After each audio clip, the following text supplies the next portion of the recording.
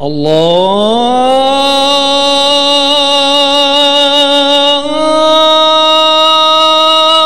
أكبر الله أكبر.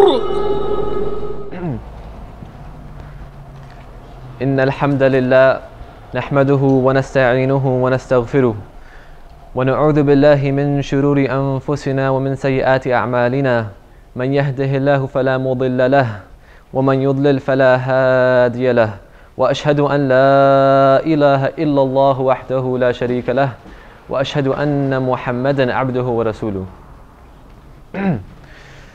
أعوذ بالله من الشيطان الرجيم. يا أيها الذين آمنوا اتقوا الله حق تقاته ولا تموتن إلا وأنتم مسلمون. يا أيها الناس اتقوا ربكم الذي خلقكم من نفس واحدة وخلق منها زوجها وبث منهما رجالا كثيرا ونساء، واتقوا الله الذي تساءلون به والأرحام إن الله كان عليكم رقيبا. يا أيها الذين آمنوا اتقوا الله وقولوا قولا سديدا يصلح لكم أعمالكم ويغفر لكم ذنوبكم، ومن يطع الله ورسوله فقد فاز فوزا عظيما. أما بعد، فإن أصدق الحديث كتاب الله، وخير هدي محمد صلى الله عليه وسلم، وشر الأمور محدثاتها، وكل محدثة بدعة، وكل بدعة ضلالة، وكل ضلالة في النار. الحمد لله رب العالمين، حمدا يوافي نعمه ويكافئ مزيدا. الحمد لله على نعمة الإسلام وكفى بها نعمة.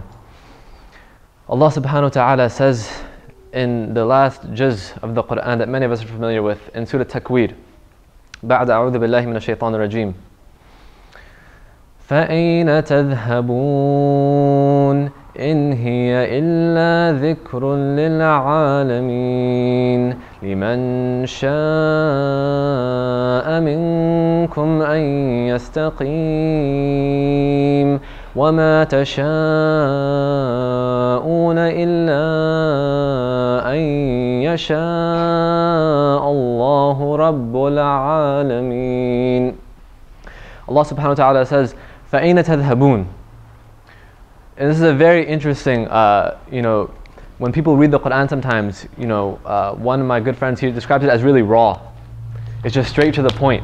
There's no beating around the bush. It's just what it says. فَأَيْنَ تَذْهَبُونَ. Where are you going? What are you doing? Just where are you going with your life? What is the purpose? And what does it say right after that? إِنْ هِيَ إِلَّا ذِكْرٌ لِلْعَالَمِينَ. Indeed, it's just a reminder. It is only a reminder. Meaning, a reminder necessitates that it's something you already knew. It's just tapping into you what you already know. For who? لِمَنْ شَاءَ مِنْكُمْ أَنْ يَسْتَقِيمَ. Whoever amongst you wants to travel this path. أَسْتَقِيمَ.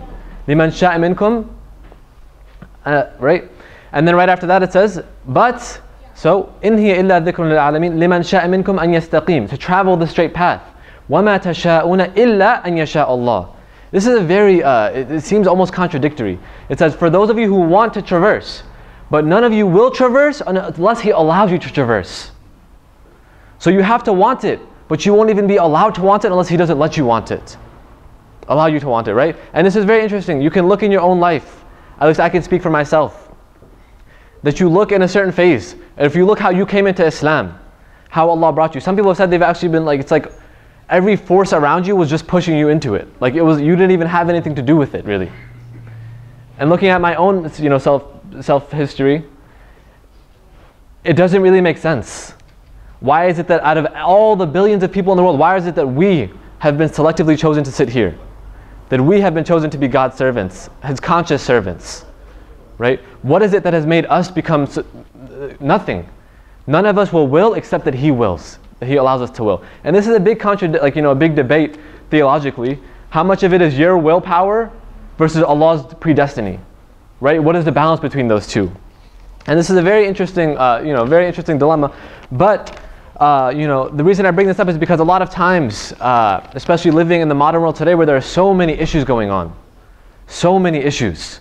Go on Facebook or Democracy Now! For like 1 hour, and your mind's going to blow up because of how much injustice, how much wrong is going on in the world, and you can literally flip out. Your psychology cannot take it. All this bad that's going on, this is unrecorded in human history. Never happened to this extent. And this is a sign of the end of times, but how do you deal with that? What is our psychology? And this is where Islam, for myself, I know if I did not have Islam, I would be insane. I literally would not be able to handle the things that are going on around me. How do you respond to this? I mean, this is why people are committing suicide in rates that have never happened before in human history. Why our medical clinics and people who are going insane in the brain are being taken away because they just can't handle what's going on around them. But as Muslims, we have this very unique psychology, this very unique philosophy about how we approach our problems. This is what I really want to talk about, because sometimes we can get really caught up in the day-to-day struggle, in the day-to-day, you're praying, you're doing your thing, but then you forget what the overall purpose is. Whereas if you can ground yourself back in our understanding that Islam has like the most comprehensive, encompassing, responsive psychology to every single situation that presents itself. So what do we mean by that? We have certain principles in our religion that are just the basics, that they ground you in everything. That if you can consolidate yourself in these few things, it really, really grounds you in your religion, and you'll be a solid force in wherever you stand in society. And these are 3 main principles in our religion. And they all they're like building blocks off of each other. You must have one to go to the other, and they're intricately related as well. And many of us are familiar with it, but familiarity does not mean we truly understand something. Right? You can be around somebody all your life and you really don't know them. Right? So close but yet so far. So what does it mean to really know these principles? So we have the main principle, one of the biggest principles in our deen is ikhlas, our sincerity. And we know, you may have heard that the surah that many of us are familiar with, Surah Al-Ikhlas. Right? And this surah is very interesting because it's one of the only surahs in the Quran whose name of the surah is not mentioned in the surah. Nowhere in Surah Ikhlas does it use the word ikhlas or anything having to do with that in the roots, in terms of the word itself. So why is it that Surah Al-Ikhlas is called Ikhlas? Well, what is the subject matter dealing with? Right? So if you look at Surah Al-Ikhlas, and they also say about the surah that it consists of a whole third of the Quran. So if you recite Surah Al-Ikhlas 3 times, you've done a khatam of the Quran. Why? Not because it literally encompasses 3, but the theme that it's dealing with is one of the biggest principles in our religion. And Abdul Hakim Murad states about this that it's one of the foundational, this tawheed, this principle of tawheed, which means the oneness of Allah.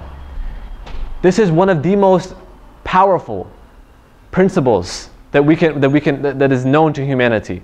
And Karen Armstrong describes the Islam as the religion of uncompromising monotheism. That we have an extremely firm stance. You cannot debate us on monotheism. That is where Islam is clearly delineated, where they stand. Right? So Surah Al-Ikhlas deals with this exactly. Tawheed. It says, قُلْ هُوَ اللَّهُ أَحَدٌ. Say Allah is one. Allahu Samad. The everlasting. لَمْ يَلِدْ وَلَمْ يُولَدْ. He does not give birth, nor was He given birth to. وَلَمْ يَكُنْ لَهُ كُفُوًا. And there will be no one like Him. So you understand this one principle. You will understand a third of the Quran.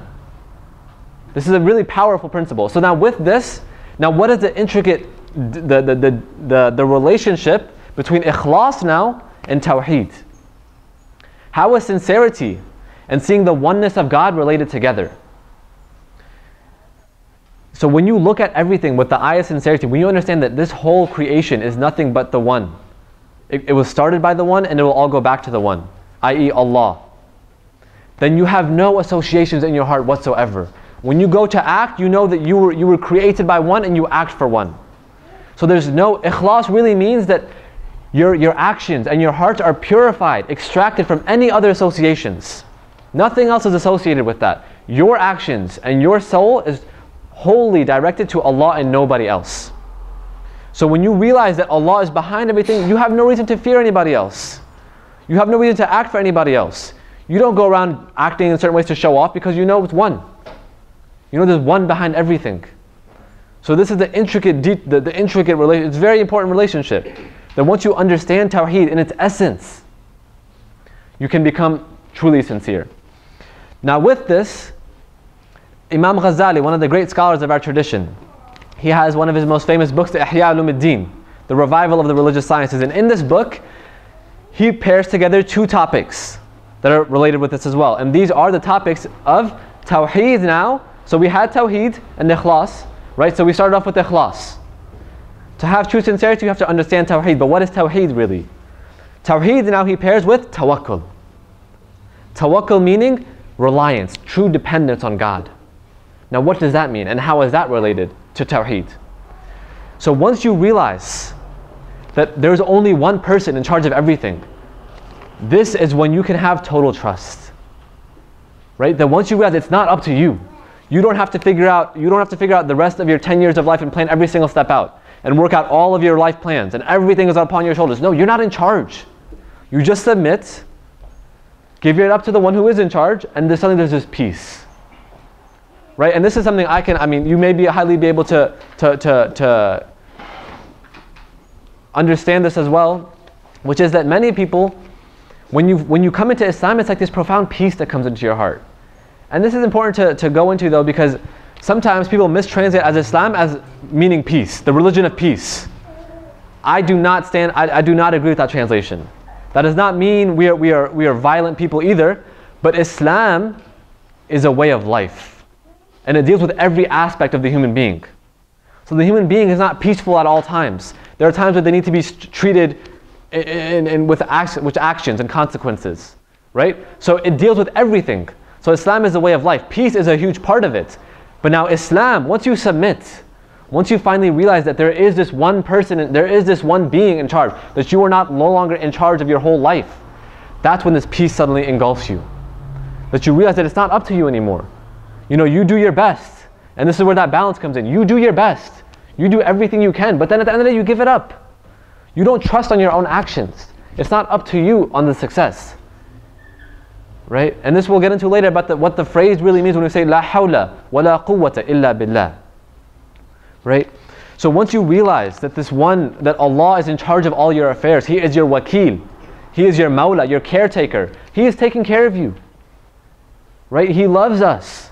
He wants khair for us. He wants what is good.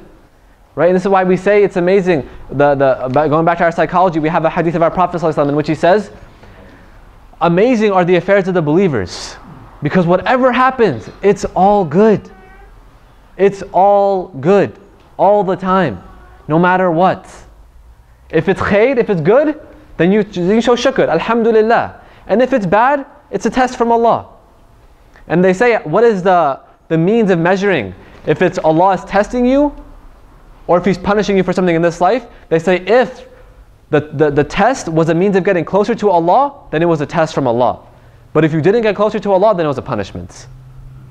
So all of our tests in reality are just means of getting closer. Right? Because we know that Allah only tests those who He loves the most. Right? It says in the Quran, do people think they will say we believe and you won't be tested? Right? Do you think I can just say La ilaha illallah and there's no test to come with that? Right? You talk the talk, let's see you walk the walk now. And it says we tested those before them to see which of them were true to their word and which of them just lied. Who was true to their word and who, when it came to it, they backed away. The munafiqeen. Right? And going back to ikhlas, one of the ways to understand something is to look at its opposites. Right? Right? Things are known by their opposites. So the opposite of ikhlas is nifaq. Nifaq means hypocrisy. Right? That you're acting for different sources. You have different motivations. You're not solely directed to Allah. And nifaq is a very interesting word because it comes from a word which in its first form means it describes like the motion. It describes like a mole rat when it's in a hole.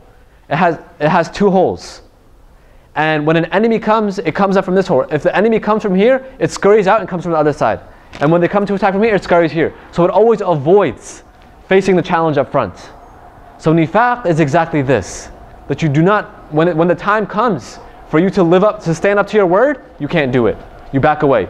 You come up with an excuse. Oh, I have this. Oh, I have that. Right? So nifaq is when the time comes, do you live up to your word?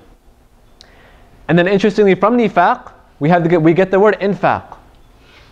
Right? Infaq is one of the main injunctions in the Quran. It says, anfiqu, give of your money. Give of your. Now, what's the relationship? How is it that the word for charity is exactly related to the word to hypocrisy? Because when you give in charity, that's the moment of true faith.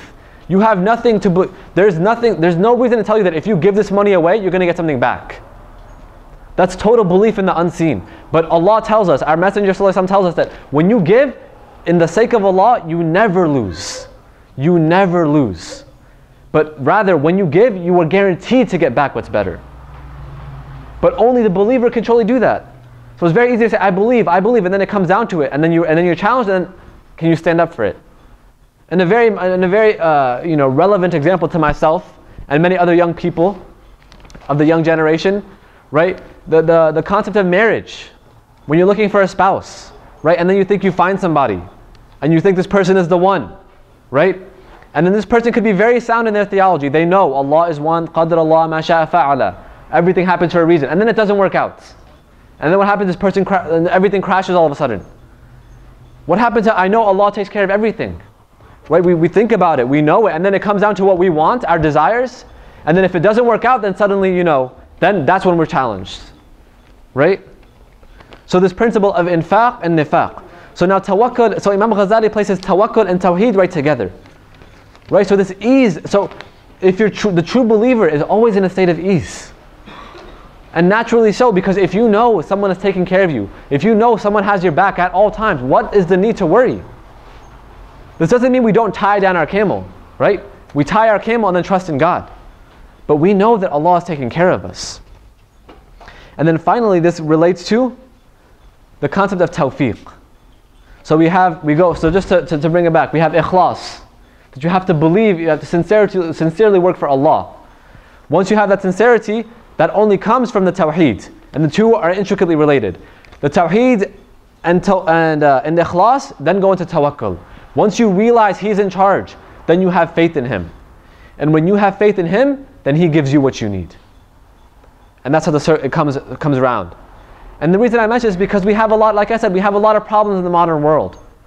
A lot of things are going wrong. A lot of social problems, right? Oppressed people all over. We see the news. Syria, Palestine, Afghanistan, Egypt. The list goes on. And what do we do about that? Do we just stand and ignore? No, we stand up. But we are not the ones who are going to make the change. And that's important to state. That we, as Muslims, will never make the change. Allah is the changer. And sometimes we get involved in these things and we think, I'm changing things. I'm going to make things work out. It's going to go according to my plan. If I do A, B, C, D, it has to come out as F. It has to. Not because Allah is the one who, we live in a world of means. Right? We follow the means, but Allah is essentially the one who gives. And this tawfiq of Allah, that Allah can give to whoever He wants. And we've seen this.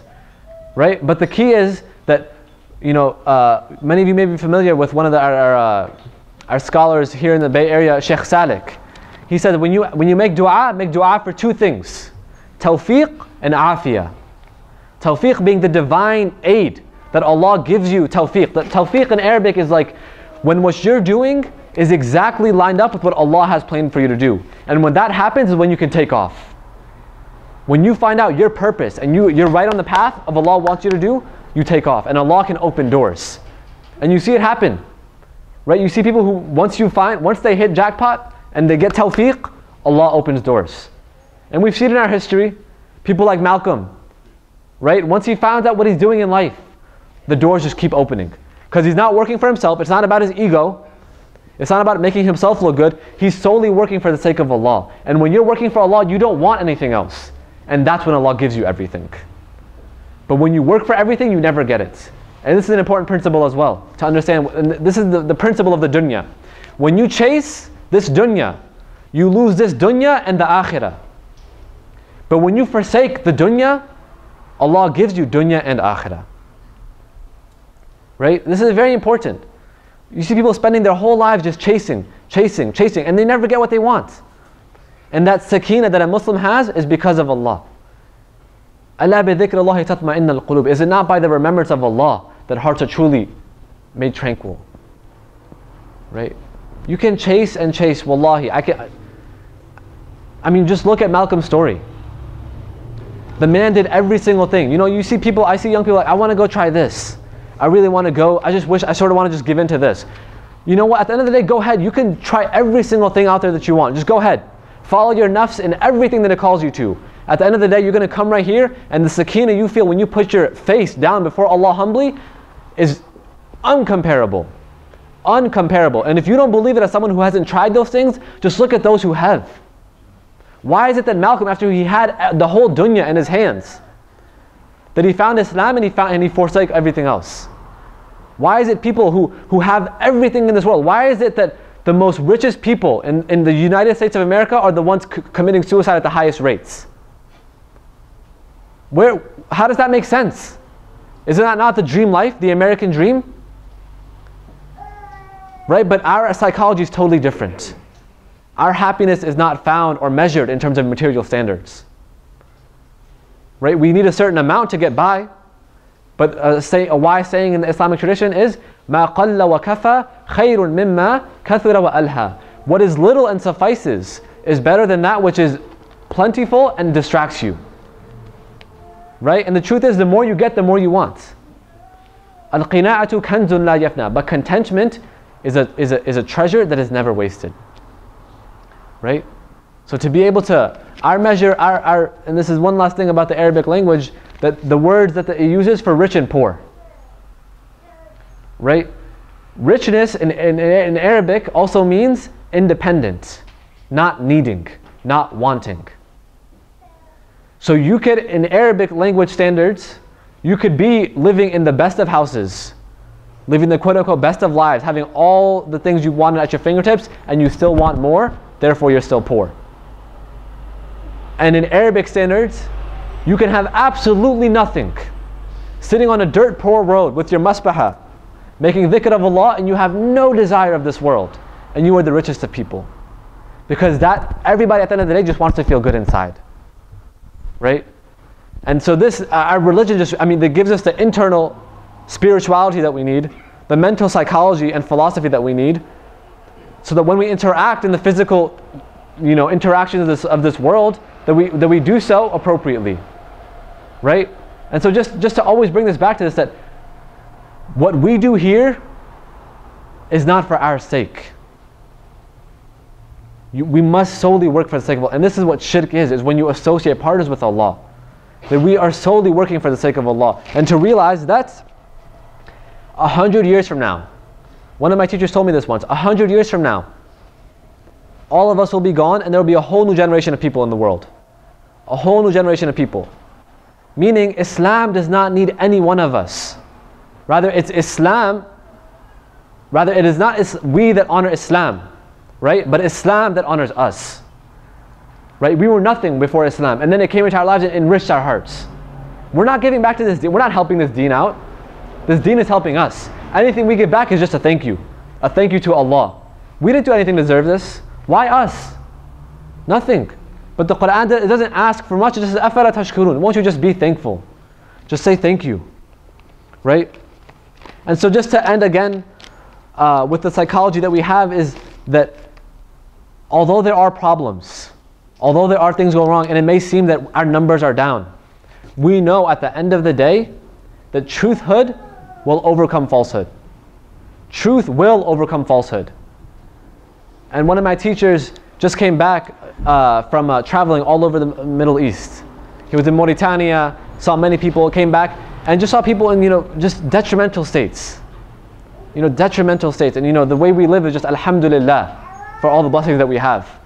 But he says that he saw all these difficulties that people are going through, but he said, we know that at the end of the day, Allah is taking care of this religion. Allah said in the Quran, الْيَوْمَ أَكْمَلْتُ لَكُمْ دِينَكُمْ. Today I have completed for you your deen. I have completed.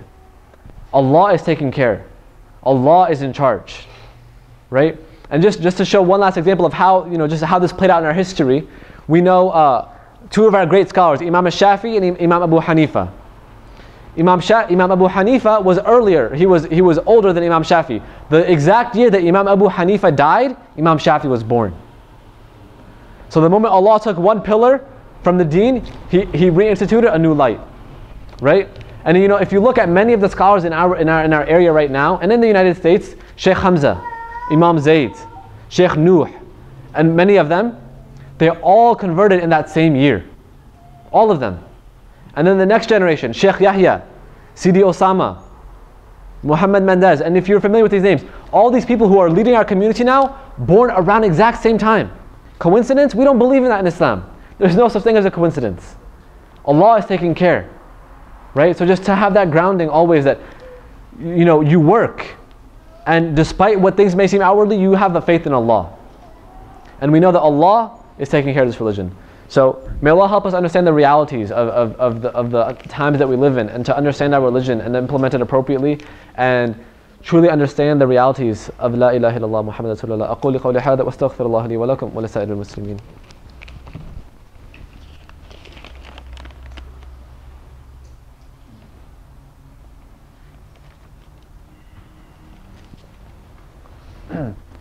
الحمد لله رب العالمين والصلاة والسلام على سيدنا محمد وعلى آله وصحبه وسلم. Finally, just to end, you know, with this psychology, the most practical thing about it, and what it all really comes down to, is good opinion. And there's different layers of good opinion, right? There's a hadith Qudsi in which Allah states that I am in the opinion of my servant of me. I'm in the opinion of my servant. If he thinks good, I will show good, and if he shows bad, likewise. Right? So Allah will manifest Himself however you think of Him. If you think of Him as a strict, very, you know, just harsh Lord, He will be that for you. But if you see Him as rahmah, as mercy, as hopeful, as always forgiving, He will be that for you. And if you don't even want to see Him, He won't show Himself to you. And you see that.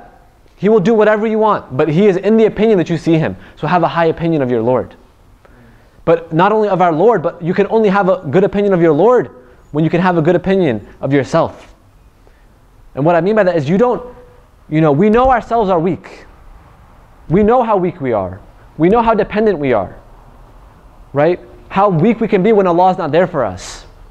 But because of our great opinion of Allah and our knowledge of His perfections, it overshadows our imperfections. Right? So your good opinion of Allah should overshadow your bad opinion of yourself. Because we know how bad we are. Right? And that's why we're humble before Him. Right? But our opinion of Him should overshadow that.